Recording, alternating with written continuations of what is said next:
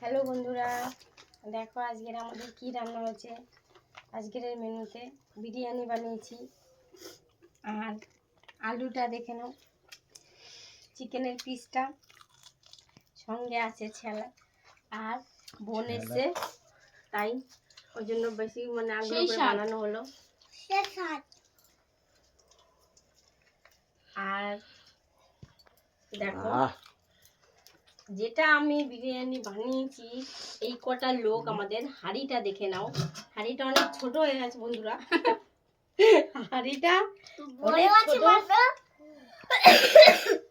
অনেক ছোট হয়ে গেছে।